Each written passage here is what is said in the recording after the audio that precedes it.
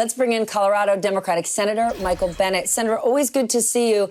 I want to run through this because the CARES Act funding runs out today. Okay, we already know in just the last week, another 834,000 people filed for unemployment. That doesn't include the announcements we heard this week, layoffs from Disney, Allstate, Marathon Oil, Goldman Sachs, all announcing layoffs. We know up to 50,000 airline jobs are at risk, and over 100,000 bars and restaurants are already closed for good. As a Senate Democrat, is there anything you can do? Well, we could pass another COVID bill. That's what we need to do.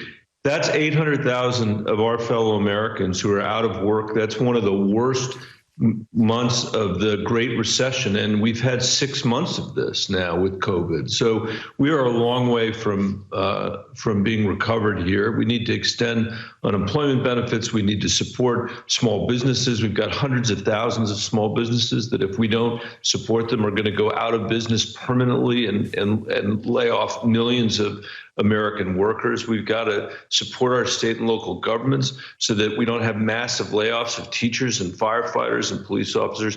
And we've got to fund, our healthcare infrastructure. We don't have sufficient contact tracing and testing and vaccination infrastructure in place. We've got to do that. So I think it's good news that the Speaker and the Treasury Secretary are close to a deal, and I hope they make one. That's what we should do. But can you give us a reality check? Where are we? Because you put forth a plan over 5 months ago, and that didn't happen. So take us from the should into the get real. I'm still working on that plan for small business called the Restart Act.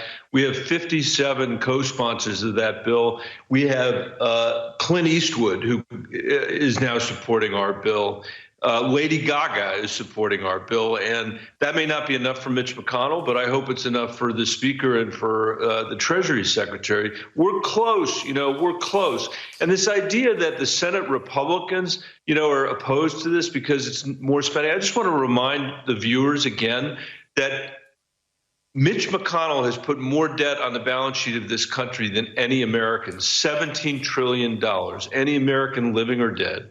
And this is a moment when we have massive unemployment in the country, when we have to invest in the country. And I'm sorry that this isn't about cutting taxes for the richest Americans and borrowing that money from China, which is what Mitch McConnell is usually interested in doing. This is a moment when we really have to come to the rescue of a lot of workers and small businesses in this country that have been hurt by this recession, and we can do it. That's the good news. We can do it. It'll be shameful. But what do you say to those Americans who are struggling, who say, let's not wait for a perfect bill, let's get something done? New York Times is reporting that Speaker Pelosi told Democrats that a Joe Biden win is looking more and more probable, suggesting that they should wait on new stimulus so you don't have to make any concessions that Republicans want you to do. To the struggling Americans out there who are saying, do not play politics with my life and my livelihood, what do you say? I'd say we shouldn't play politics with people's lives and livelihood. And if we can get a bill that's acceptable, we should do it now. I believe that. And I think the Speaker is trying to do that. And I think, I'm surprised that Donald Trump didn't just hit the bid on the HEROES Act. I mean, he doesn't care about anything really except getting reelected, and I would have thought he would have just embraced that bill, and he hasn't so far. But let's see what happens today. I think we've got a chance to get this done.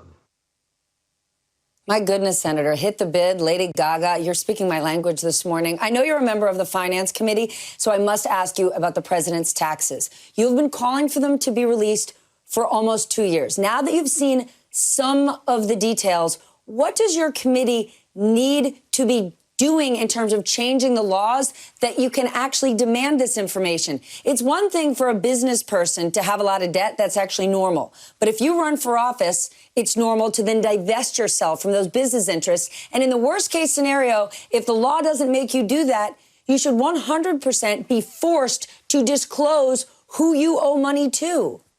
Yeah, we've got a bill that would require disclosure, of debt like the president has. That would require the president to disclose their income taxes, which every president has done since Richard Nixon. And it's obviously, I mean, it's utterly disgraceful what he's done here.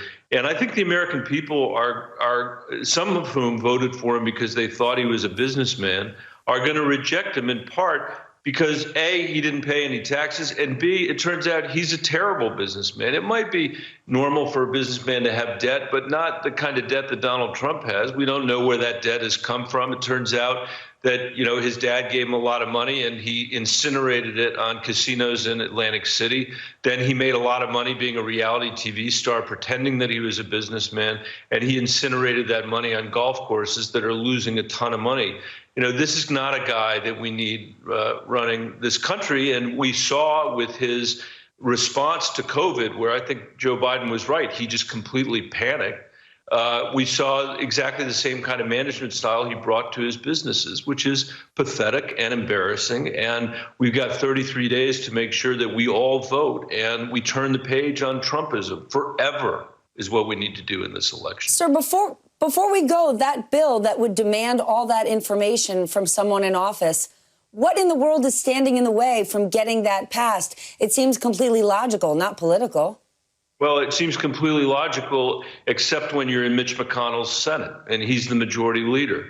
It seems logical that we should have had a vote on a background check bill. It seems logical that we should have a vote to add a public option to health care so that we could have universal health care in this country. It seems logical that we ought to do something on climate change. As long as Mitch McConnell is there, who's not interested in doing any of this, we're going to have a hard time doing that. But fortunately, this election's coming up in a month, and I believe the Democrats are going to win the Senate. And then we have the opportunity to govern this country, and I hope we do it in a way that we can earn the people's trust in the next election, and the election after that, and the election after that. Because when you've got an economy that for 50 years has worked only for the people at the very top and not for 90% of the American people, it's time for us to actually have a progressive vision for where this country needs to go and create an economy that works for everybody when it grows. I think we can do that, and I think we can leave the next generation of Americans a democracy that's intact. As long as Donald Trump and Mitch McConnell are here, we're not going to be able to do that. So the work over the next 33 days is absolutely vital, and we got to do it. You got to get out and vote, make sure everybody you know votes. Senator, thank you for joining us. My takeaway from that conversation, you're not down with Mitch McConnell.